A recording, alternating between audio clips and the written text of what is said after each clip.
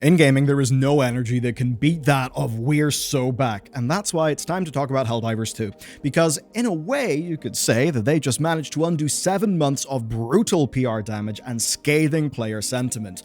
Because if you were not a tuned-in player to this game, you're a fair-weather fan that only see the biggest headlines, you would think that what they just did was a single patch and a genius marketing campaign, and suddenly the game is better. But obviously, it is not that. There is so much more that goes into the turnaround this game has experienced, such that I think it will be studied and should be studied by everyone else in live service. As I speak right now, Helldivers 2 is resurgent. It's in the top 5 sellers on Steam, worldwide bestsellers, and its player counts are the highest they have been since May of 2024, with sentiment absolutely soaring.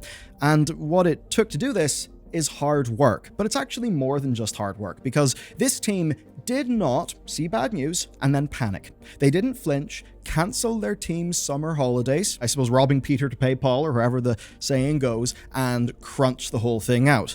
No, what they actually did was brave. It took time. They did the unglamorous, unsexy work that didn't result in massive trailers and big back-of-the-box features. But because they did that, now that the time is actually right and they've hit the big red button that says it is time for the third faction, well, their hard work means that that button has absolutely landed.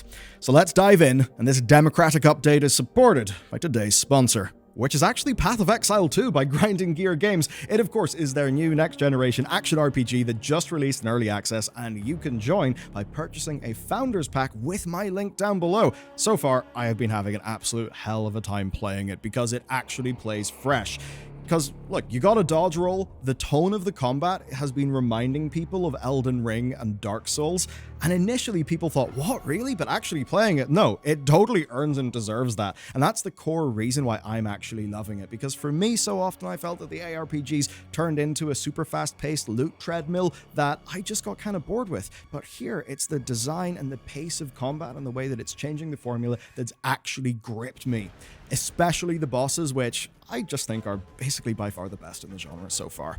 And big picture, you've got 6 classes in early access, each with 2 ascendancies, but by full release that's 12 classes with 3 ascendancies each, which is a hell of a lot. And then skills. This was a whole new sort of system to me, and I love it. You get skill gems, right? Over 120 in early access, 240 for full release. And the way that you can mix and match those just means that build crafting is like a genuinely brain-expanding experience. And then there are support gems that you socket into your skill gems to augment them and customize even more. And that just kind of explains all of the clips of crazy, insane, awesome-looking builds that I've been seeing.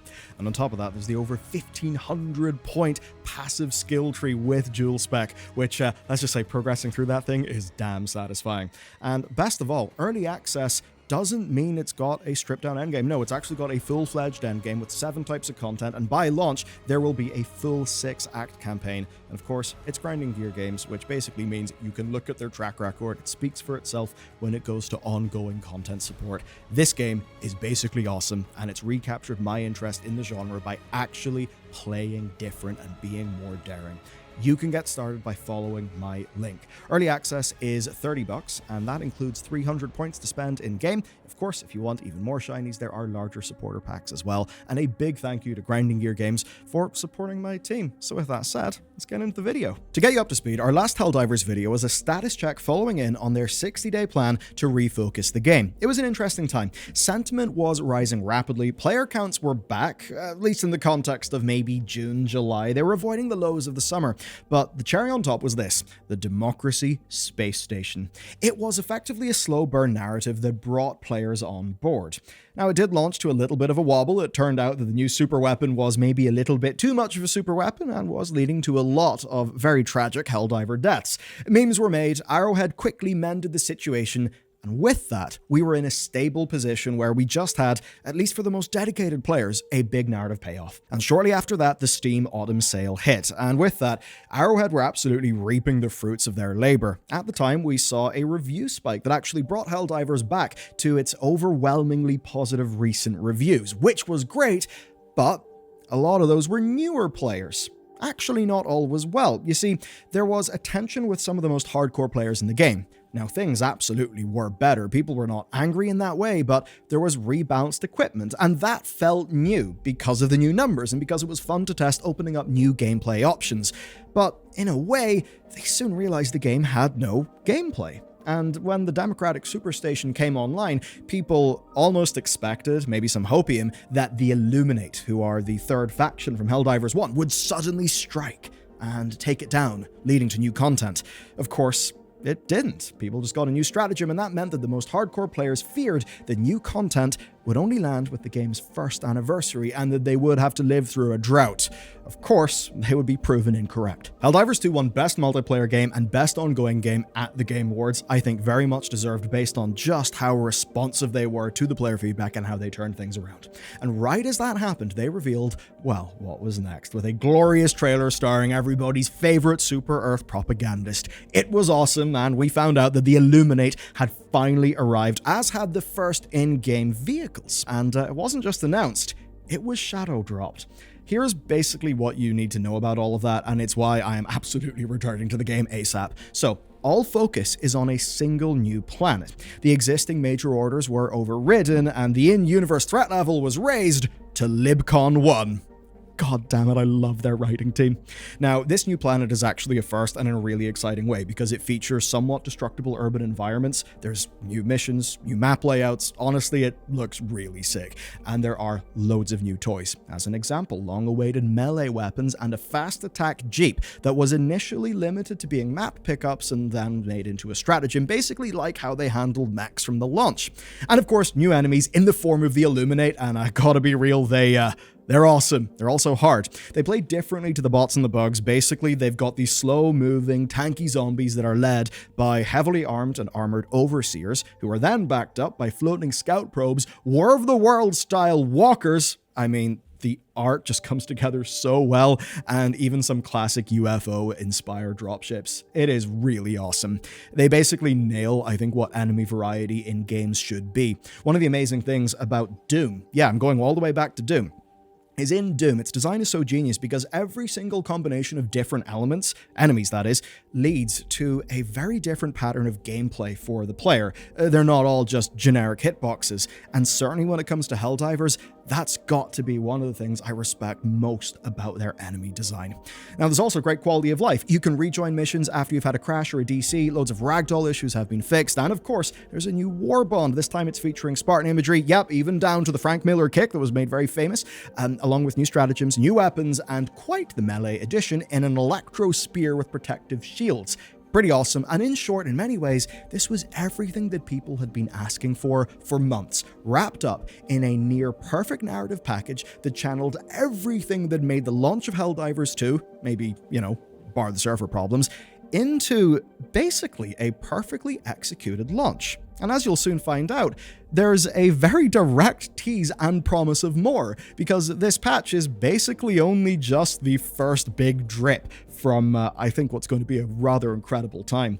And this led to brilliant numbers. Concurrents soared all the way up to a peak of 150k. They've actually held strong ever since. As an example, the current off-peak dip, which is a Monday morning, it's like where you're going to find the lowest Steam players, that dip is basically at or above the peaks that they were experiencing over the summer, and they've actually had 20,000 reviews in the last 30 days with a positivity of 95%, which is absolutely god tier. But to understand basically why, how, and actually what's next, well, we've got to take a look at what the various developers have said when they spoke to the press. The first words come from their CCO, Johan Pilstedt, and it really is an interesting thing. We were all high off the idea of the 60-day plan, but the most hardcore players were a little bit concerned, and you could also say that some of the game design purists were also kind of concerned, because while the power fantasy was so much larger, in a way, some things were made a little bit less prescriptive, a little bit more generic. Most in fact, absolutely preferred that in gameplay, but for some people it did feel like the initial design vision had been watered down. And Johan kind of talked to that in the future of the game. He basically talked about how, with the 60-day plan, they softened their hard counter-based enemy and weapon design, making the game a bit less prescriptive and more of a power fantasy, and how that expanded, but made high-level play substantially easier. Now, I think what's going to make a lot of the Helldivers people happy is what he kind of went on to say, that they didn't want to fix their problem of essentially difficulty and players are too powerful now. They didn't want to fix that by rebalancing the automatons and the terminids. Basically, they kind of thought, look, the automatons fight like automatons, the terminids like terminids, that's the way that they are. Rather, what they've done is they've made it so that the Illuminate are a little bit more there for the high-level players at the highest level of difficulty. Here's a direct quote from the man.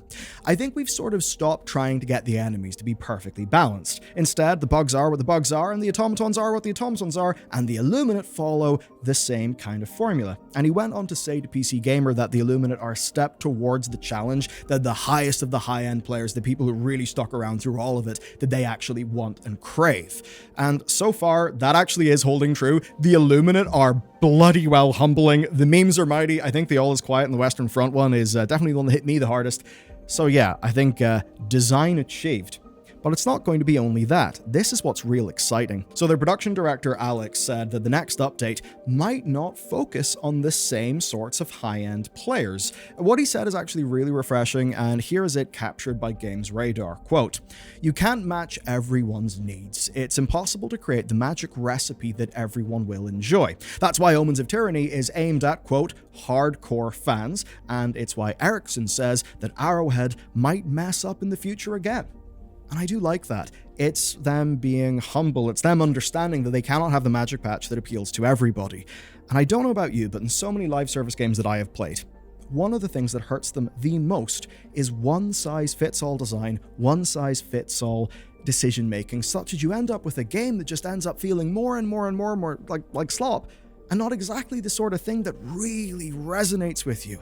And that's why, again, with the Illuminate, I see a lot of bravery in this team, because they shipped a hard, punishing enemy that requires a different way of thinking after all of the feedback and criticism that they got on how they were balancing the game and how the highest end of difficulty was. And they seem to have done that in a way that has landed with players. So not only is that brave, it's also goddamn impressive. Now, there is another angle to this. It's something that a few people are concerned about, so I should talk about it. The backbone of this live service, obviously, is money. How they're going to bring the money in, which is a totally fair, normal thing. And there has been a little bit of a change. So let's talk about that. Before I talk about a criticism, I've got to be really clear about the bedrock of this situation. It is much stronger than just about all the other live services. You can earn super credits via play, and war bonds don't expire, which is amazing. Now, generally it won't be feasible for most players to earn them all for free, but to be honest with you, I don't think earning all of the war bonds for free is a particularly reasonable thing in a game that has an ongoing live service where the dev bills have to be paid for. I think they're fundamentally way better than the competition. But of course, we still do need to see how things change, because the war bonds are not the only purchase opportunity. There's the rotating in-game store that I have seen criticism of for pricing, but also that now features melee weapons in a way that does actually open the door for gameplay impacting items to be available directly for real money in an instantaneous unlock fashion, which is different from being a part of the battle pass and unlocked via gameplay in the way that they previously exclusively had been. In this case, it's the stun baton. It costs a fifth of a war bond, and I'm not going to say that this is a smoking gun, and I'm not going to say that it's the introduction of pay-to-win mechanics into the game. But that said, you could take a look at it and think, oh, that's gameplay impacting, and it's also in the rotating store, which does mean there's an aspect of FOMO because it's going to rotate away soon, and it is people immediately accessing a new type of weapon. Now, some people could say that that's pretty good. It means you can just buy that if that's the only thing you want. You don't need to touch the war bond, but it is what it is. At this stage, I think all we have to do is take a look at it, take note of it, and then see how things change as time goes on. A lot of people have noticed that it is being talked about, so I thought it's worthy of mention in this video, especially because with so many upfront copies of Helldivers 2 being sold, a lot of their live revenue is just going to come from, of course, the super credits. Now, personally, I actually do expect that Arrowhead will go too far at a point. I do think that they will mess up. That's because they're human and they're probably doing their best within the incentives and pressures that they are facing. But based on their actions so far, based on how they did the 60-day plan, but still have the bravery to properly ship a tough-as-nails at the highest end of gameplay faction, I actually trust them to be receptive to feedback if they misstep on this. So what we're going to do for now is put a pin in that, and well, let's talk about the thing that I haven't told you yet.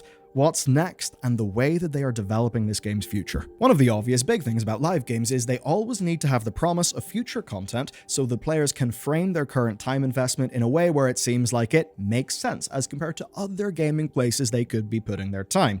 So there's always a big risk if you do a content drop like this, the players will go, they'll have a bit of a sugar rush, enjoy it, and then they'll think, what next? What's next for the game? Did they just blow their load?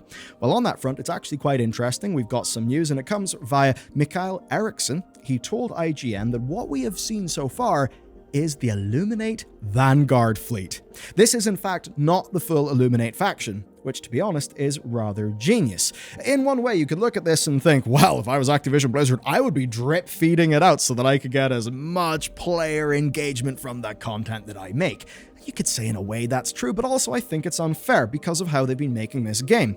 You see, with this, they can respond to the evolving player meta as they build the Illuminate faction. In a way, they're getting aspects and strengths of early access within their live service. One of the things that hits so many games is the development team has a fundamental design hypothesis. And then whenever the game comes out, you get to find out, was our hypothesis true or was it kind of flawed? A great example of a game that didn't do a great job of that at launch, of course, is Diablo 4, and since its launch, we've seen D4 really move more in the way of Diablo 3, Reaper of Souls. The loot's a bit more plentiful, the gameplay pace has absolutely been moving in a faster direction, but here with the design of the player toolkit, with the design of enemies, they get to add things slowly, responding to player feedback, and they can always update their design hypothesis to always make sure that they're not about to ship a humongous costly mistake. And even better, they have structured their video game in a way where it all rolls into an ongoing story, such that as players, we're not sitting there thinking, there is a new season every 9 weeks. There is a content cadence. It is rock solid. No, they actually get to grow their game naturally, and they've designed the narrative framework of their game to fit that, which is the fundamental genius of how Helldivers 2 has been set up. And the big point, it's a game that will not win off the back of any giant spikes. It's a game that will win by being continually engaging, like with, say, the Democratic Superstation. And I think this is a dev team that has really been through it far more than most. Can you imagine the emotional experience of having a launch so strong that it was, I would say a decade-defining industry event, at least for the 2020s? To then, very shortly, have a substantial slice of your player base actually turn on you, be viscerally angry, think that your decisions are running counter to their interests, and then have that validated by plummeting metrics. The most painful lessons tend to be the ones that stick, and I think that's actually what happened here. And most notably, so many other developers will panic fix things and give people a sugar rush to make them happy immediately. This is a team that had the strength, the fortitude to actually slow down, to have their employees take their summer holidays and treat people reasonably. So they would have the time to actually endure all of that pain so that they could get things right.